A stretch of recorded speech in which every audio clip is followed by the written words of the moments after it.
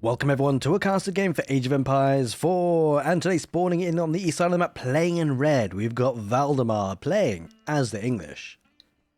And his opponent in the southwest, playing in blue, we've got keyrun 22 playing as the Byzantines. Welcome everyone to Gorge. Good morning, good afternoon, good evening, wherever you are in the world. Hopefully you are having a fantastic day, but if you're not, then today we should be having a cracking game. The Byzantines versus the English, arguably the two most popular civilizations in Age of Empires 4, going toe-to-toe on Gorge, one of my most favourite maps actually. Primarily because they've got a direct pathway towards each other, right? And you do also have that potential to maybe wall up, play for the mid to late game, which both civilizations do pretty well with as well. Either way, early opening with a man-at-arms. For the English, looking to put some pressure on the gold, which is kind of an interesting play, but with 4 villagers on gold, in fact 5, I think he should be okay. It's going to be a bit tight, but by the time the man-at-arms does get across, I think keyrun should have the gold that he needs. Now, bear in mind, it's going to be a bit dicey if he doesn't. I mean, it looks like it's only going to be 1 man-at-arms, though, as an opening. It's kind of a curious play, actually, because it's a little bit different. This strategy with the man-at-arms opening, it's a bit of an awkward one for the English now these days, I believe, because it depends on the follow-up, right? Because for a long time, it has been the Council Hall opening for the English as standard, because the Abbey Kings just wasn't really that amazing. But now, with the King coming out for free, actually, Abbey King's play is actually a lot more powerful and often chosen, and it looks like, yeah, he will get enough gold without losing any villagers. And just to continue with that thought, the reason why that's important is because, well, the barracks becomes a little bit redundant if you do opt for the Abbey of the Kings build, because the Abbey of the Kings typically, you know, you open up with the Abbey Kings to get a king out and get a bit of map control, cover a unit there that's strong on the map and forces your enemy to maybe get a spearman or two. And what that allows the English to do is to get a second town centre and then scale into the castle age. But the thing is, this barracks is not going to be that useful. Now the difference obviously with opening with the Council Hall is, well, with the Council Hall you typically had longbows. Then you sprinkled in a couple of spearmen as well to have that kind of longbowman spearman opening. What I will say though is that the choice of landmark for the Byzantines, going up with the Imperial Hippodrome, I think it's an interesting landmark. We don't often see it, but I think in this particular matchup is possibly one of the few occasions where it's kind of viable, because it does give you access to horsemen early for some raiding potential if your enemy does go for longbowman follow-up. Again, I'm not so super convinced by it, but it's still a great landmark nonetheless. It just, you know, against the English, when you want to think about late game as an opportunity to maybe, yeah, you may have to face up against the late game. You know, the Grand Winery with a 60% extra olive oil with the mercenaries can be really strong, especially when you think about sort of foreign engineering company landmarks for the Imperial Age, where you get the siege engines for olive oil. Either way, trade-offs have been made, and it's going to go for the Imperial Hippodrome, and so probably looking to get some early aggression. Now, it will be the Council Hall. Okay, so, well, there we go. It does make it more relevant than the barracks, rather than go for the Abbey of the Kings. Interesting, we're kind of going for not so much off-meta plays, but two landmarks that have kind of dropped out of fashion for both civilizations of recent note, so kind of seeing them today, kind of cool to see. Really rushing it up, by the way, 5 villagers on the Imperial Hippodrome. Not usually something you expect, but he wants the early horseman, I guess. Unfortunately, though, because of the speed of the tech up, you can't really afford anything, and so it kind of makes you wonder, you know, in terms of sort of optimizing builds and whatnot. Having the slightly earlier tech up didn't really help keyrun. That's why typically you see sort of 3 or 4 villagers building up the landmark, because you can't actually afford anything just yet. Now, he will lose a mining camp. Ultimately, there's nothing you can do too much about that, and he will be getting the water level 2. For focusing on this, by the way, the system is such a great aspect of the Byzantines. It's the main heart of their economy, actually. Of course, getting the extra gather rate with the influence. At the moment, it's 10, of course, with water level 1 going to be increasing by 4 to a total of 14% when the water level 2 does come on in. Obviously, to increase the water level, you just make more cisterns and you connect them up with the aqueducts. As you can see there, there is this council hall about to be built. I'm kind of curious, I've got to say. I'm loving the fact that they've gone for the Imperial Hippodrome and the Council Hall, I've got to say. Now, the nice thing about the Imperial Hippodrome does give access to the Triumph a little bit more earlier as well. Going to give him that supply points, but also increasing the damage by +4, but moving speed, as well as the health regeneration for those units.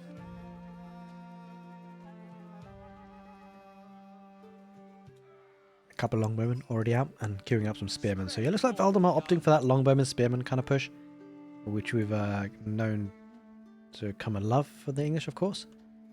And what I would love to say as well, by the way, thank you so much everyone who's been supporting on Twitch and YouTube, guys, absolute legends. Thank you, thank you, thank you. It's been pretty awesome actually last month. Really grown on the YouTube side of things, and it's really helped in terms of, you know, being an extra source of income, but also helped me justify actually continuing doing a lot more casting. So thank you so much for all that support, really appreciate it. And something you can do for free, by the way. I've been kind of experimenting, seeing like comparing the comments, the numbers of comments, and how kind of widely the video has been pushed out. So if you do have a favorite emoji, drop it down in the comment section below. In fact, not if you have one, just drop your favorite emoji down in the comment section below, and I want to kind of correlate between the impressions that I get on YouTube and the number of comments that are on the videos. Kind of a bit of experimenting on the YouTube algorithm side of things, but yeah, appreciate that if you could do that. Helps me out a lot. Either way, a couple of horsemen popping out for the Byzantines, and continues to do so, getting border settlements, which is actually really great upgrade to have here. The extra vision is certainly going to help, especially, you know, getting caught surprised. Like, for example, here, Keyrun. He'll see this now. He immediately reacts as well, so he doesn't lose any villages at all because of it. Really powerful upgrade. Came out at the perfect timing as well. Speaking about perfect timing, that spearman perfectly timed on the gold vein to protect those villagers. But it's kind of cool. We're going to see a lot of feudal age aggression. Could be going for the mercenary house with a western mercenary contract. So longbowmen will be popping out soon for Keyrun. Opting for a blacksmith as well, so yeah, definitely a posturing towards a heavy feudal age. What I would say, by the way, on this particular matchup as well, the great thing about the Imperial Hippodrome is you do sometimes expect a lot of aggression coming from the English, right? So it's not all that common that you can freely take berries in this sort of scenario.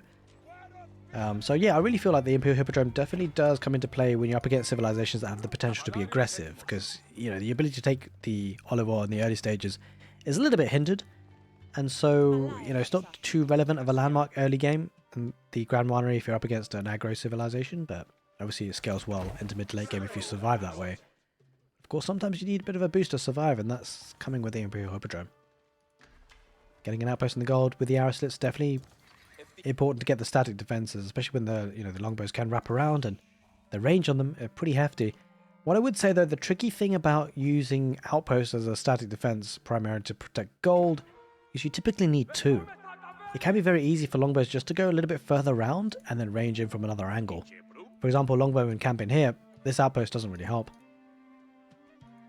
There's always something to be cognizant of. I know I've certainly been caught out a couple of times being with playing Age of Empires in that way. Just it is an expensive way to protect your gold, but sometimes it has to be done.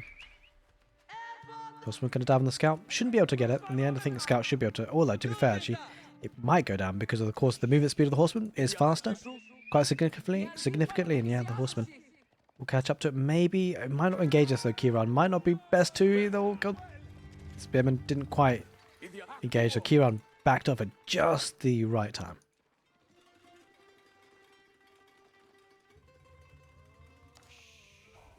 Iron Undermesh coming in for Keyrun, definitely a really important upgrade. But I wouldn't be surprised to see Keyrun start to think about getting an archery range to try and sniper those spearmen, of course.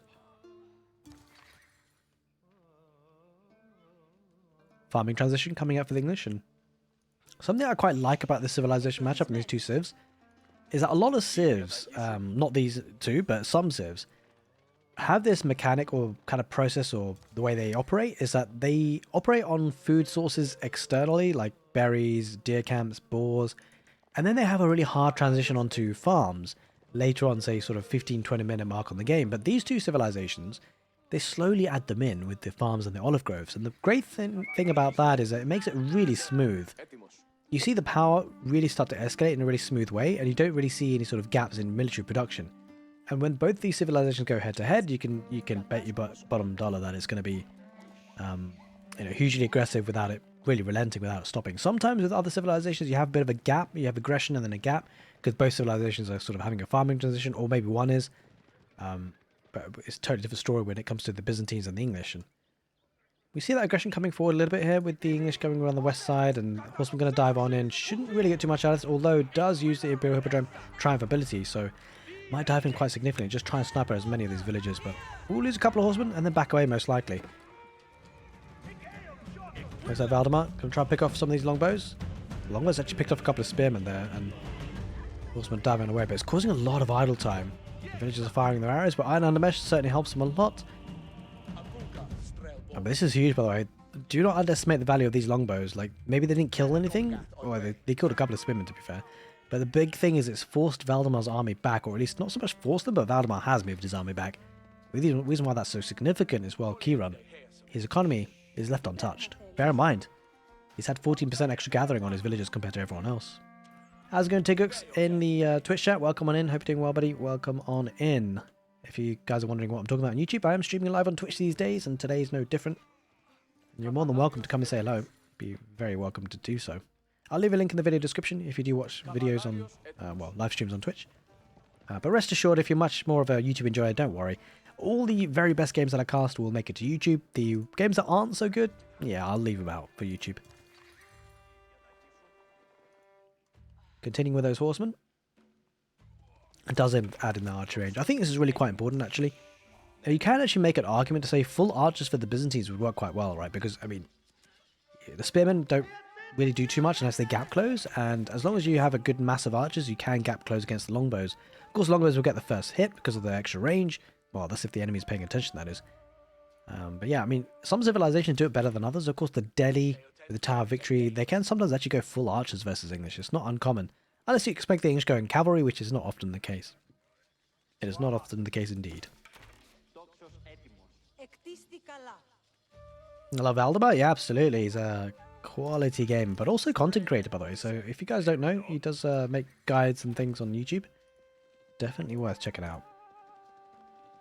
Horseman, looking to try and get wrap around, but there's a decent number of spearmen there, so I'm not so sure Valdemar wants to do that.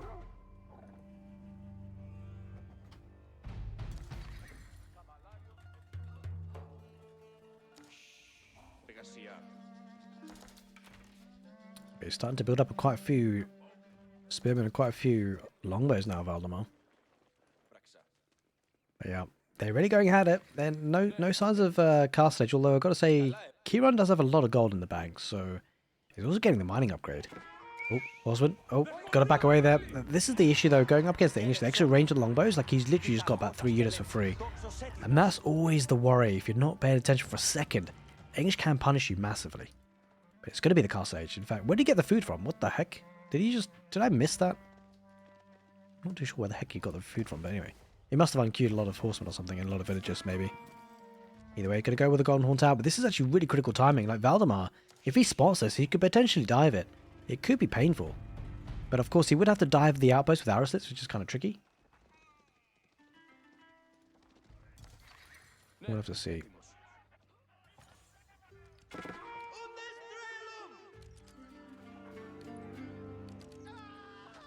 Uh-oh, villagers. And the Golden Horn Tower is going to lose a couple. Oh god, this is going to be a denial. Well, maybe a delayment more than anything. Keyrun. Oh no, it's not going to go up. And I mean, to be fair, he should get a good surround and fighting with the arrow slits. If the arrow slits focus on the spears, he should be okay, actually. As long as he clears up those longbows. He does have a lot of horsemen, I've got to say. I mean, I think he'll be okay here overall, Keyrun. Just about. I mean, there aren't any more spearmen involved, right? So it's mostly just longbows, and that's fine. There's a couple of man-at-arms dotted in. And the villagers are building up the Golden Horn Tower, so there it is. He gets up to the castle, that's the main thing. So whilst he loses the majority of his army here, Keyrun, so does Valdemar. There is just a couple of longbows remaining, right? He has a couple of archers, a couple of longbows of his own, and Keyrun should fight this off. I think Valdemar might have to back away from here now.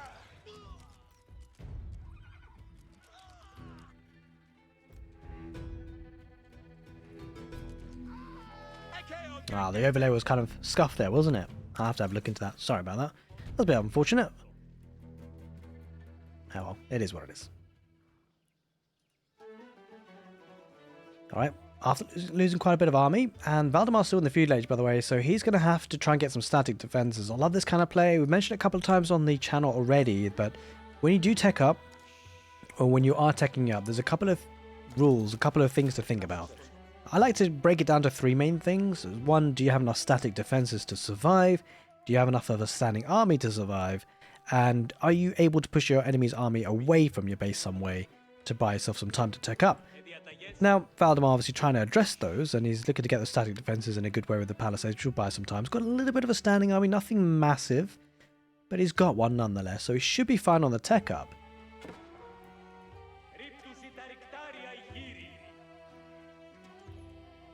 And there's a question of whether he sold the olive oil for the tech up. I'm not sure if he's got a market.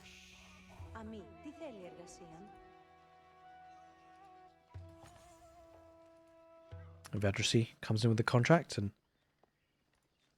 starting to move out here. Keyrun doesn't really have many units, of course. That dive in from Valdemar actually did a lot of damage. So sometimes you can see about dives not having too much value because you lose your army and you don't kill too much. But actually, Valdemar took a decent trade and he delayed the tech up. So overall, it was probably a good dive there for Valdemar, and he will be getting a King's Palace, effectively a second town centre.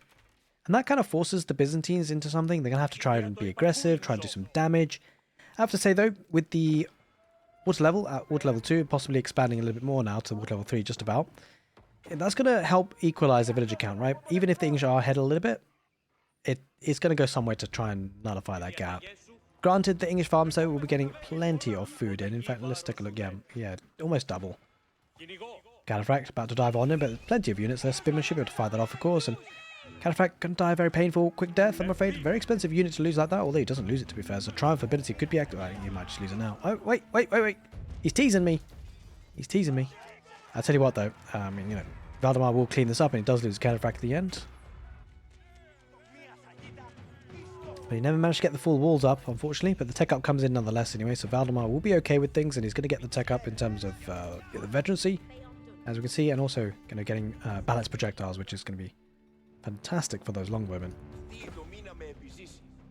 But the kind of crazy thing is that, especially in this matchup, where when you do take up to the next stage, castle age, like, you got to make sure you have enough static defenses, enough units, and thankfully Valdemar does. And the reason why I say that is because often 17, 20 to 18 minute mark, a lot of civilizations need that farming transition, right? So it gives you a bit of breathing space, not against the Byzantines though, because they trickle them in. They constantly add in these olive groves, slowly but surely, to then be able to, you know, just constantly keep producing, and that's what Keyrun's going to be doing. Not going to be letting up. He's got a couple of groups of army. Did lose a bit here, though, to be fair. Didn't really achieve too much of it, so Valdemar would be happy with that, for sure.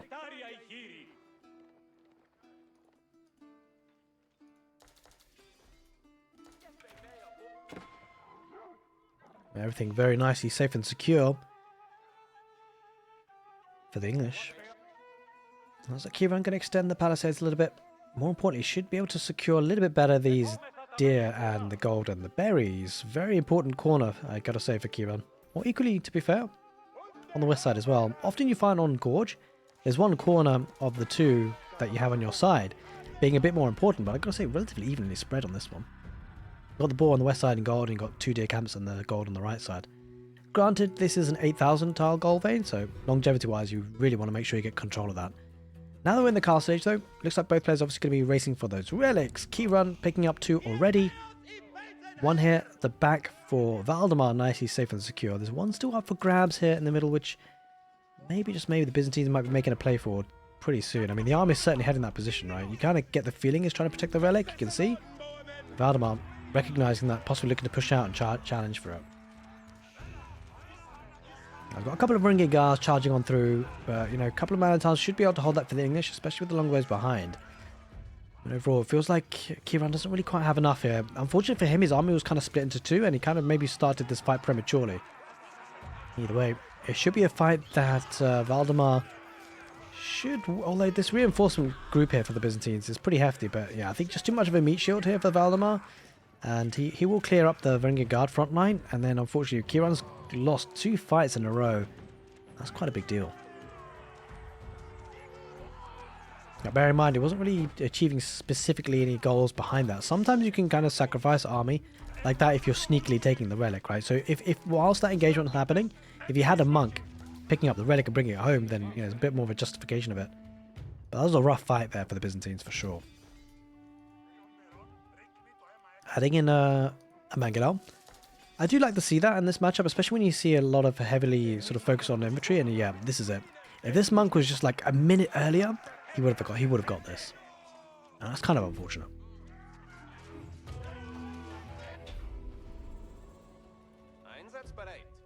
Adding a couple more Landsknechte, which are kind of glass cannons, but if they can get close and personal, can do a lot of damage against the melee mass. Gotta say, the food economy is looking really strong for both civilizations. A little bit more there for Valdemar, but, you know,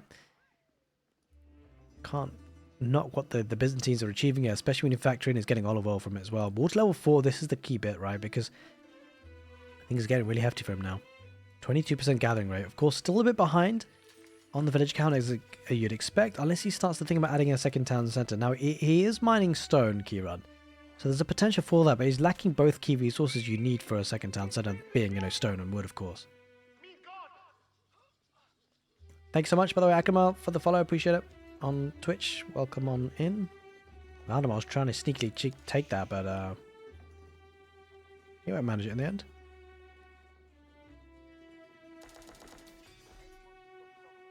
Mag now deploys.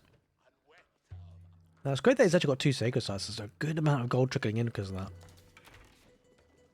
But still, you definitely would want to prefer the second town centre. Thank you for the subscription. I appreciate it. Akamal, thank you so much. Very, very kind of you, my dude. Welcome on in. By the way, you've got plenty of great emotes, by the way. I'm really happy with them. We worked on them for quite a while, so there's plenty of cool ones there. Trying to get palisades, unfortunately get sniped by those longbows from Valdemar. I appreciate that support. Thank you, my dude.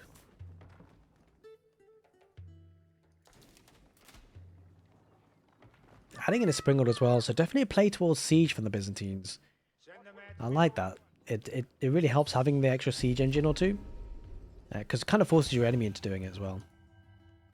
Well, it seems like Valdemar, he's holding off for now.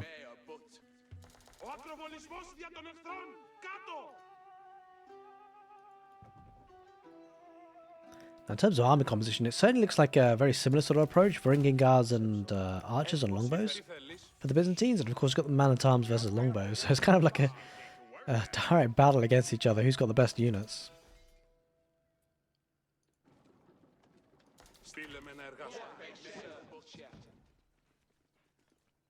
Interesting is walling up this. What's this about?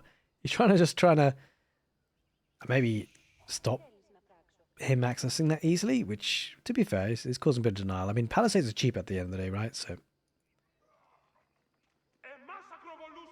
I discovered you through YouTube videos. They're great. Thank you so much. Appreciate that. Perfect for studying matchups. Great to hear. Appreciate it. Yeah, I've definitely become a lot more analytical in my casts. I'm sprinkling in things here and there, not necessarily sort of super high level stuff, but I feel like, you know, the YouTube audience is a little bit different than Twitch, right? You know, it's from what I've seen anyway, from what kind of experience, Twitch is very much sort of hardcore gamers, and so is YouTube, to be fair, as well at some level. But you definitely have more casual, so it feels like I've been definitely adding in a sprinkle of sort of the basic concepts between matchups. A bit more on YouTube videos recently, and it seems to be responding really well, so pretty happy with that. And we might start introducing a bit more extra stuff as well. But yeah, definitely interesting to talk about the matchups a lot, especially in the downtime, especially in a matchup like this where things can be a bit sort of back and forth, but not too kind of headbanging. Like the infantry-based armies, after all. You know, when you have knights running around everywhere, it's a bit different. But yeah, it can take a bit more chilled and talk about matchups and what's going to potentially manifest from here. Now, bear in mind, speaking of which, the second town set effectively of the King's Palace has worked really well for Valdemar. It does put the pressure a little bit on the Byzantines to get some damage out of this. We'll see what he ends up doing. And after all, if he does push the game to a super late game, the extra villager advantage that Valdemar has at the moment becomes a lot less relevant. But for the time being, it is very relevant in terms of gathering rates, right? So you see plenty of food and gold coming in for Valdemar. Just a slight edge from what the Byzantines are getting. But you do have to factor in the olive oil, and also the cistern with the gather rate is helping a little bit to gap close that. Speaking of gap closing, looks like the Byzantines are looking to do that. Moving on out, and 4 relics, by the way. He snagged that one in the middle, keyrun. So that'd be great for his gold income. Now, if it does go super late game, we've actually got kind of an interesting choice for Valdemar. You've got the access to the Wingard Palace. You've also got access to the Berkshire Palace. Now, a lot of players have been going for the Berkshire Palace, but Wingard has its own sort of merits, especially if you want to pump out units. Thing is, with the population at 200, almost there for Valdemar. You know, with late Imperial Age tech-ups, it doesn't feel like Wingard gives you that much. It's a tricky one, right? Because you've got the static defense of the Berkshire Palace, which is fantastic, which you can substitute with a keep. And the Wingard does offer you something new that you can't get from the Berkshire Palace. But in this sort of scenario, I think having a defensive Berkshire Palace could be pretty important. Considering he's kind of invited a lot of pressure when you opt for second turn center, scaling the economy, your enemy undoubtedly usually will have more units. And that seems to be the case, especially with the Mangonel back to pop forward. But there are 2 Springles for Valdemar. So if he does snipe out the Mangonel, yeah, that's going to be pretty huge. Gotta say though, the army's kind of split, mostly leading the lines with the ringing guards, trying to use the torch damage, which is kind of getting arrows in the butt because of it. So it's always a tricky one, right? If you don't have mass siege to take out infrastructure, you don't really want to substitute it by torching down with your units, because not when you're in a fight like this. He does lose 1 Springald.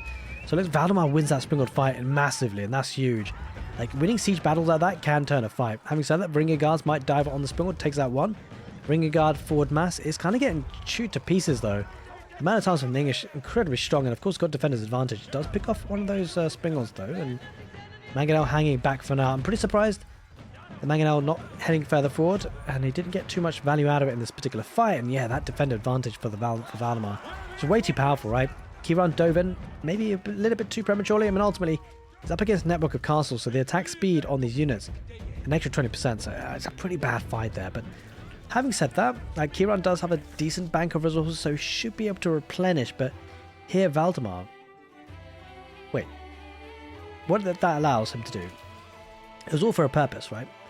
So when we talked about, you know, engaging in a battle that you may not win, you may have an ulterior motive.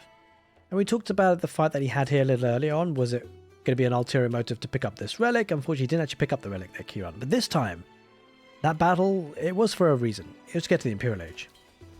And it goes up. Now, being in the Imperial Age, you'll have to buy some time. Went up with a foreign engineering company. So now, when we kind of go with the theory, we talk about when you age up, 3 things. Do you have static defenses? Not so much here for Keyrun. Do you have a standing army? Yeah, he's got one now a little bit, but for a short time it didn't. Do you have a way of pushing your enemy away from your base? Not really. It's kind of a bit more scary, this tech up here for Keyrun, right? Because it might be the case that Valdemar pushes on in. Wait. Look at the resources for Valdemar. He could he's not going to do it, is he? He's not. He's doing it. He's doing it. He's sending the villagers. He wants a Berkshire Palace drop. Now this I'm not sure why he's doing this. This could be really dangerous because, sure, Keyrun just teched up. He's vulnerable. Doesn't have the unit numbers, but he's got defender's advantage. He has got the Byzantine economy. More importantly, by the way, he has got conscriptio. The reason that's so important is he's got his 100% production value rate increase on this production building. That is absolutely huge. Bringing guards, taking that front, and mostly crossbows. Nothing as a meat shield there for Valdemar. This could be really tricky. He does have 2 mangonels, but I don't know if he's got enough of that Berkshire Palace. It takes a while to build. Sure, he's got 27 villagers, but he doesn't have an army. Valdemar, he's going to lose the mangonels. He's going to lose the villagers. I don't think this Berkshire Palace goes up. It will be close. Either way, even if he does get up, he's going to lose a lot of villagers. Doing so, the bringing guards chomping at the bit, and it doesn't even feel like he's got textiles. Oh god, Valdemar, that's not happening. That's not going up. It was so close. He deletes it. He recovers most of the value from it. He's raiding, but he doesn't have a standing army. He has to be defensive. He has to back away. That's an absolute crisis moment. He's going to lose a mangonel. There it is. And there it is. Valdemar taps out. A crazy push for the Berkshire Palace. He tried something funky. It was a little bit too much. He bit off more than he can chew. And it will be the Byzantines taking the game on Gorge. What a cracking game of Age of Empires 4. Hope you guys enjoyed it. And if you did, make sure you give the video a thumbs up on YouTube. Take care and see you next time.